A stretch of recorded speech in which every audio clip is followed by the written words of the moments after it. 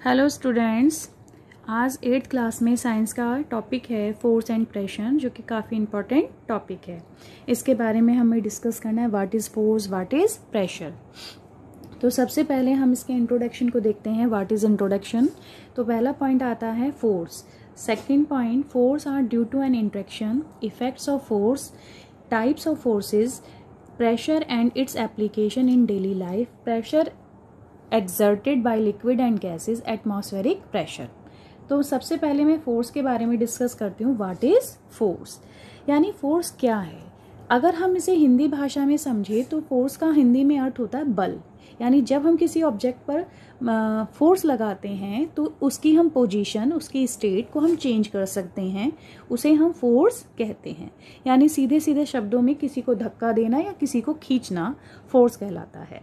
फिर force are due to an interaction, यानी force जब भी काम करेगा जब किसी चीज़ के बीच में इंट्रैक्शन होगा। यानी आप किसी को चीज़ को छू भी नहीं रहे हैं और आप ये चाहते हैं कि उस पर उसकी हम पोजीशन या उसकी स्टेट को चेंज कर दे, तो ये इम्पॉसिबल है। जब तक हम उसके इंट्रैक्शन में नहीं आएंगे तब तक फोर्स काम नहीं करेगा। इफेक्ट ऑफ फोर्स, यानी किसी ऑब्जेक्ट पर जब हम फोर्स लगाते हैं तो ऐसा क्या होता है, उसकी पोजीशन में चेंज हो रहा है, उसकी स्टेट में चेंज हो रहा है, उसकी शेप में चेंज हो रहा है, इन सब के बारे में। टाइप ऑफ फोर्स, फोर्स कैसे तरह से काम करता है, किसी कांटेक्ट में आने से करता है, नॉन कांटेक्ट के आने से करता है, यानी वो यूनिफॉर्म है, नॉन यूनिफॉर्म है, इन सब के बारे में हम डिस्कस करेंगे। Pressure and its application in daily life, यानी प्रेशर जो है वो कैसे काम करता है। प्रेशर को हम हिंदी में कहते हैं दबाव, किसी चीज़ पर दबाव डालना। जैसे आप लोग अपनी साइकिल में हवा भरवाते हैं तो उसका प्रेशर चेक करते हैं, तो कि भाई इसका प्रेशर ठीक है, ज़्यादा है या कम है, इन चीज़ों पर आप ध्यान देते हैं।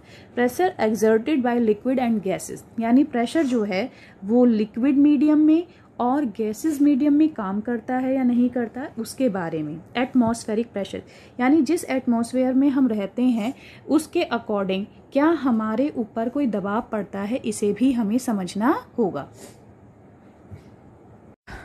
व्हाट इज फोर्स, क्या है फोर्स? फोर्स ए पुश और ए पुल, यानी किसी चीज़ को पुश करना और पुल करना ही फोर्स कहलाता है।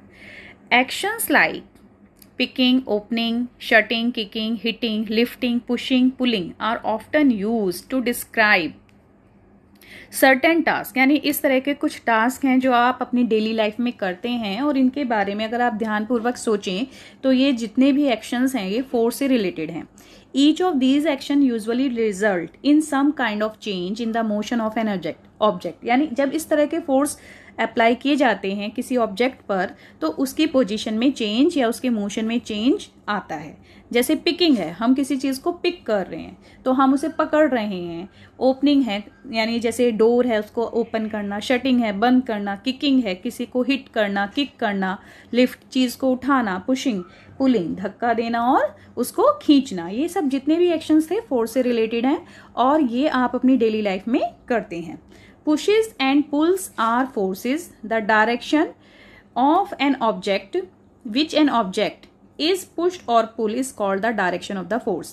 यानी जब हम किसी चीज़ को पुश और पुल करते हैं तो वो फोर्स कहलाते हैं और उसकी जो डायरेक्शन होती है, हम जिस भी डायरेक्शन में फोर्स अप्लाई कर रहे हैं तो वो वहाँ पर उसी डायरेक्शन में हमें उसमें पोजीशन में चेंज होता हुआ दिखाई देता है। तो इस तरह के जो फोर्सेस हैं वो क्या कहलाते हैं, पुश और पुल वाले। ये सारे आपके इंट्रैक्शन पे डिपेंड करते हैं, यानी अगर इंट्रैक्शन नहीं होगा तो चीज़ों में फोर्स हमें ऑब्जर्व नहीं कर सकते हैं।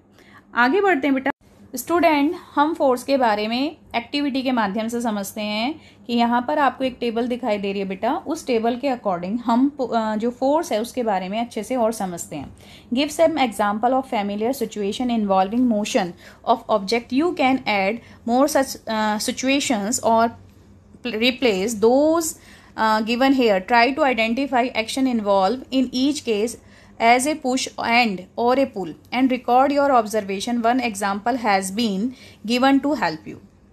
यानी वो क्या कहना चाहता है कि हम आपको यहाँ कुछ एग्जाम्पल दे रहे हैं, उनके बारे में समझिए वो क्या किस तरह के एग्जाम्पल्स हैं और उसमें पुश है या पुल है, इसके बारे में आप समझिए। तो सबसे पहले moving a book, placed on A table. मान लीजिए एक जो बुक है आपकी टेबल पर रखी है, तो उसके साथ आप क्या एक्शन करेंगे कि वो पुश कहलाया जाए या पुल कहलाया जाए। हम टेबल पे जो बुक रखी है उसे हम पुश कर सकते हैं, सरका सकते हैं, पुलिंग यानी खींच सकते हैं, लिफ्टिंग उठाकर भी ले जा सकते हैं। तो उन्होंने कहा कि हम एक्शन कौन सा करेंगे, पुश करेंगे और पुल करेंगे। सेकंड पॉइंट आता है ओपनिंग और शटिंग ए डोर, यानी मान लीजिए हमें दरवाजा खोलना है या बंद करना है, तो हम उसमें क्या कर रहे हैं, पुश कर रहे हैं या पुल कर रहे हैं। लिफ्ट तो होगा नहीं, यानी पुश पुल दोनों हो सकता है। बाहर से धक्का भी दिया जा सकता है और अंदर से भी धक्का दिया जा सकता है, या हम उसे अपनी तरफ खींच रहे हैं तो पुश और पुल हो सकता है। Drawing a bucket of water from A well, यानी एक कुएं में से बाल्टी को निकालना, तो ये पुशिंग है या पुलिंग है, इसके बारे में आप अब खुद ऑब्जर्व कर सकते हैं। मान लीजिए कुआं है, उसमें हमने एक बाल्टी को डाला तो क्या करा, पुश किया, धक्का दिया।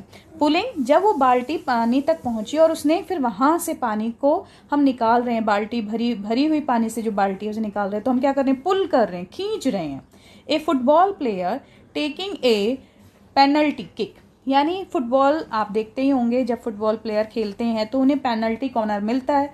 उस कॉर्नर पर वो क्या करता है, वो किक करता है फुटबॉल को, तो वो पुश करता है या पुल करता है, इसके बारे में आप आइडेंटिफाई कर सकते हैं। एक cricket ball hit by a batsman, एक क्रिकेट बॉल को हिट किया गया किसके द्वारा, बैट्समैन के द्वारा, तो पुश हुआ या पुल हुआ।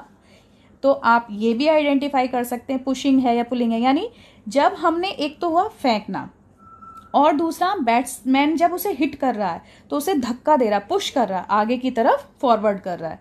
मूविंग ए लोडेड कार्ट, यानी कोई गाड़ी है उस पर सामान रखा हुआ है, अब वो चल रही है, या तो वो आगे की तरफ जा रही होगी या पीछे की तरफ जा रही होगी, तो इसमें भी आपको पुश और पुल दोनों ऑब्जर्व कर सकते हैं।